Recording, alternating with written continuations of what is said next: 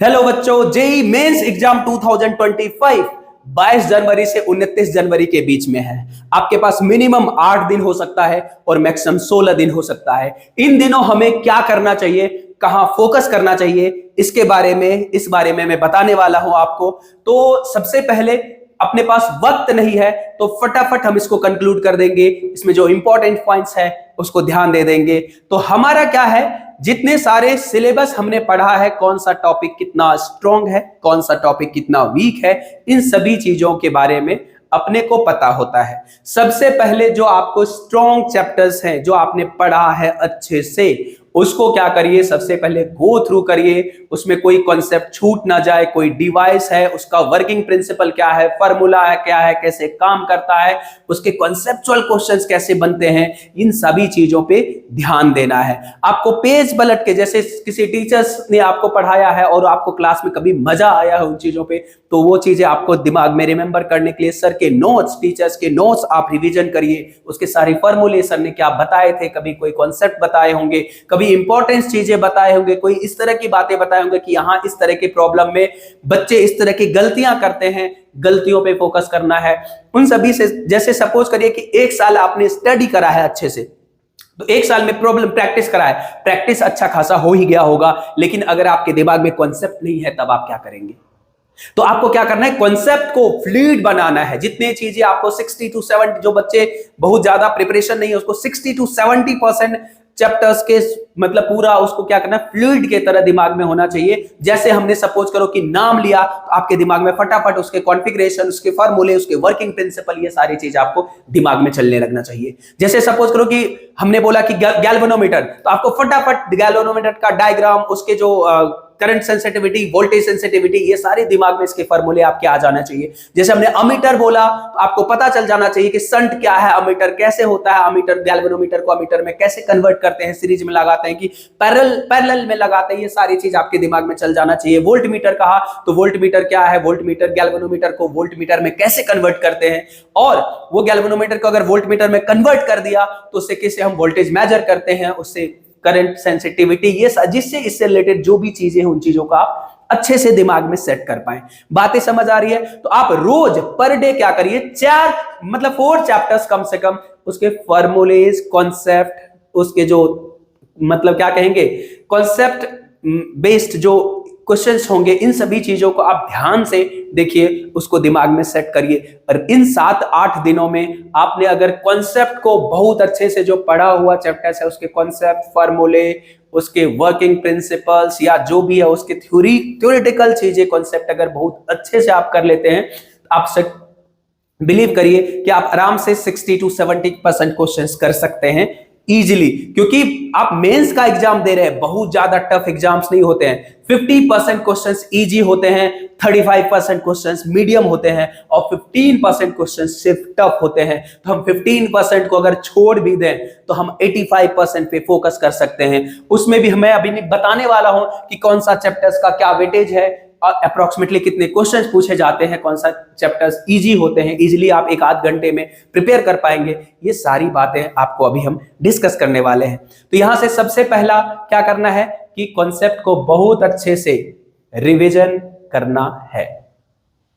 जैसे current electricity बोला, तो करंट इलेक्ट्रिसिटी का बोल करके सारे फार्मूलेज, ये सारी चीजें आप उस पे बता सकें। कैपेसिटर्स बोला, तो कैपेसिटर्स का सारी चीजें, कॉन्सेप्ट आपके दिमाग में होना चाहिए। मैग्नेटिज्म बोला, तो मैग्नेटिज्म के सारे फार्मूले दिमाग में आपके सेट होने चाहिए कि ये फार्मूले ऐसे होते हैं, वर्क करते हैं, क्योंकि आपने साल भर वर्क किया है, मेहनत किया है, प्रैक्टिस किया है प्रॉब्लम को, तो आप तो सॉल्व तो कर ही लेंगे। लेकिन बात यहां पे आती है, जब आपको कॉन्सेप्ट दिमाग से स्किप हो गया, जब आपके फार्मूले दिमाग से स्किप हो गया, टाइम लिमिटेड है, आप ड्राइव नहीं कर पाएंगे। दिमाग में मैक्सिमम चीजों को उसको रीड करिए, मल्टीपल टाइम्स रीड करिए। ये 8 दिनों में जितनी बार रीड कर सकते हैं उतनी बार रीड करिए। अगर आपने फिजिक्स में, केमिस्ट्री में इस तरह के अगर जो या मतलब फार्मूले बेस्ड क्वेश्चंस हैं, उसको भी अगर आपने 100% अगर फ्लूइड की तरह आपने ध्यान रख लिया, इन 8 दिनों में आप सभी चीज को अच्छे से कवर कर लिया, तो आप बहुत बेहतर रिजल्ट ला पाएंगे। जो भी आपका 100 अगर आसपास मार्क्स आ रहे हैं,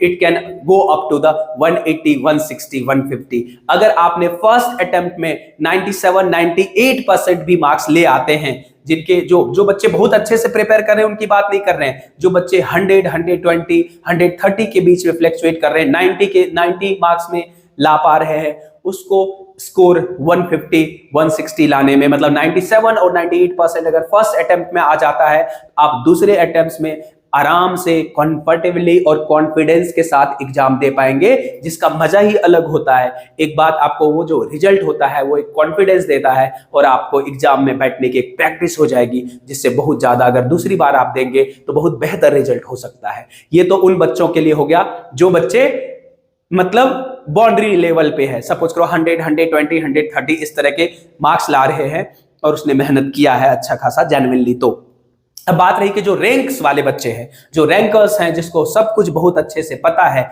वो बच्चे क्या करें, मतलब जैसे प्रैक्टिकल जो चीजें होते हैं, जैसे मेजरमेंट्स या फिर क्या कहेंगे एक्सपेरिमेंटल फिजिक्स जो होते हैं, या एक्सपेरिमेंटल फिजिक्स के थ्योरेटिकल, जैसे किस तरह से कौन सा डिवाइस काम करता है, जैसे इस तरह की चीजों पे आप ज्यादा फोकस करें।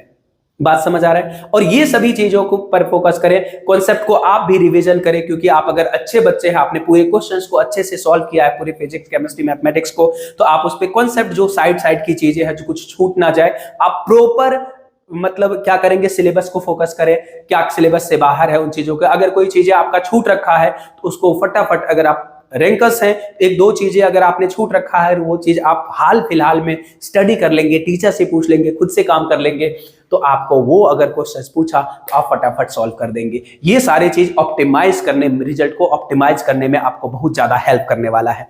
ये सारी बातें दिमाग में रखना है। 8 दिन जितनी बार आप कॉन्सेप्ट को रीड कर सकते हैं, समझ सकते हैं, पढ़ सकते हैं, उसको उतनी बार पढ़ जाइए। ठीक है, किसी भी डेरिवेशन कोई अलग कॉन्सेप्ट, उसको फटाफट देखिए कि किस तरह के कॉन्सेप्ट सारे दिमाग में आपके चलने चाहिए। ठीक है, उसको दही वड़ा नहीं बनाना है, खिचड़ी नहीं बनाना है, आप कॉन्सेप्ट को जितनी आप लोड ले सकते हैं उस तरह से कम जो है 70 to 80% चीजों को बहुत अच्छे से कर लेंगे। अब हम यहाँ पे आपको बताने वाले हैं कि कौन सा चैप्टर्स, फिजिक्स की बातें करेंगे तो कौन सा चैप्टर्स इजिली डुएबल है। सबसे पहले मॉडर्न फिजिक्स की बात करें तो 3 से 4 क्वेश्चंस तो इजिली पूछे ही जाएंगे मॉडर्न फिजिक्स में। Dual nature, photo electric effect, इसके बाद एटॉमिक फिजिक्स, न्यूक्लियर फिजिक्स और सेमीकंडक्टर से आपको इन सभी से 4 क्वेश्चंस कम से कम पूछे जाएंगे। 3 to 4 क्वेश्चंस, 5 क्वेश्चंस भी पूछे जा सकते हैं एक शिफ्ट में। तो ये बहुत आसान है।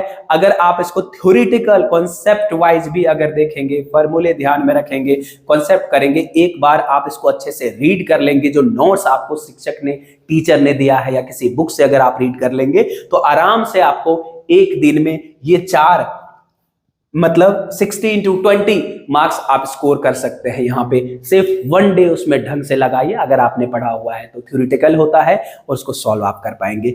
उसके बाद जो बहुत ज्यादा इजी या फिर बहुत ज्यादा स्कोरिंग होता है वो हीट एंड थर्मोडायनेमिक्स होता है। हीट एंड थर्मोडायनेमिक्स में थर्मल एक्सपेंशन, कैलोरीमेट्री, थर्मोडायनेमिक्स और केटीजी होता है। ये सारी चीजें, या हीट ट्रांसफर भी होता है। इन सभी आराम से इजीली आप कर सकते हैं इन चीजों को।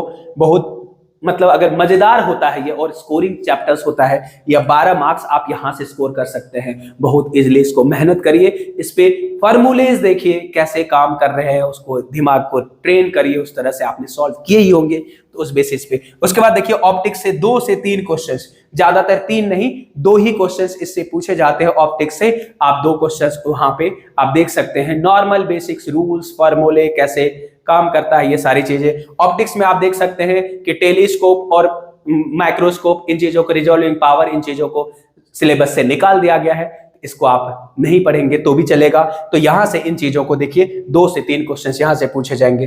करंट इलेक्ट्रिसिटी से 3 क्वेश्चंस पूछे जाएंगे। करंट इलेक्ट्रिसिटी से कॉम्बिनेशन ऑफ रेजिस्टेंस से लेकर के पोटेंशियोमीटर आपके सिलेबस से हटा दिया गया है, तो पोटेंशियोमीटर को नहीं पढ़ना है। मीटर ब्रिज है, सिर्फ व्हीटस्टोन ब्रिज है कि क्रिचॉफ्स लॉ, वोल्टेज लॉ और करंट लॉ आप अगर इसको ध्यान दे देंगे, और सीरीज कॉम्बिनेशन, ये सारी चीजें नॉर्मल चीजें हैं। आपको इसमें कलर कोडिंग भी हटा दिया गया है, तो ये चीज पे फोकस कर सकते हैं। 3 क्वेश्चंस यहां से बनते हैं, आप इसको रिवीजन, कॉन्सेप्ट वाइज रिवीजन करिए। कुछ टॉपिक्स जैसे मतलब अगर मतलब अनबैलेंस व्हीटस्टोन ब्रिज है तो कैसे सॉल्व करना है उसको, अगर बैलेंस व्हीटस्टोन ब्रिज है तो कैसे सॉल्व करना है, सर्किट को कैसे सिंप्लीफाई करना है, करंट डिवीजन फार्मूला कैसे लगाना है, इन सभी चीजों पे यहाँ पे आप वर्क कर सकते हैं। इतने ही अगर वर्क कर ले, जितनी बातें मैंने बोला उसी पे आपको इसके क्वेश्चंस बन जाएंगे। 3 में से 1, 2 या फिर 3 के 3 क्वेश्चंस बन जाएंगे आप इसी बेसिस पे, ठीक है। अब ये इलेक्ट्रोस्टैटिक्स से 3 क्वेश्चंस पूछे जाएंगे आपको,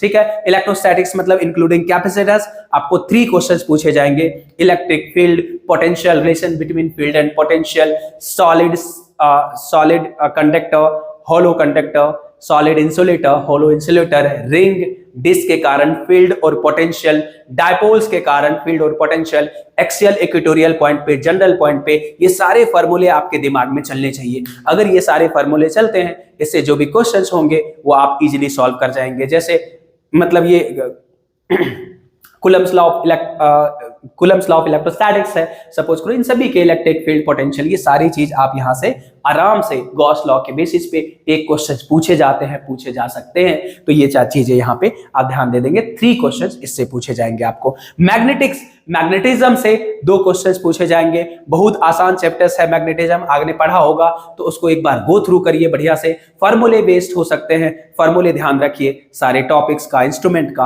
आप यहाँ से 2 क्वेश्चंस यहाँ से 8 मार्क्स स्कोर कर सकते हैं। Unit and dimension plus vectors आपने पढ़ा होगा, हर जगह यूज होता है, तो ये इसका क्वेश्चंस आप ट्रिक से भी सॉल्व कर सकते हैं। डायमेंशन का और वेक्टर्स के क्वेश्चंस आप हर चैप्टर से वेक्टर्स का यूज होता है, आप you are able to solve this questions also, right. यहाँ पे देखेंगे काइनेमेटिक्स के 1 क्वेश्चंस होंगे, आप सॉल्व कर सकते हैं। एनएलएम के 1 क्वेश्चंस है, वर्क एनर्जी पावर के 1 क्वेश्चंस होंगे। सेंटर ऑफ मास, इंपल्स और मोमेंटम के 1 या 2 क्वेश्चंस पूछे जा सकते हैं। रोटेशन से 1 क्वेश्चन पूछे जाएंगे। तो रोटेशन में बेसिकली अगर मैं बता दूं तो 3 टॉपिक आप ध्यान दीजिए, पूरे रोटेशन पढ़ने की जरूरत नहीं है अगर आपका बहुत अच्छा नहीं है तो। क्या पढ़ेंगे?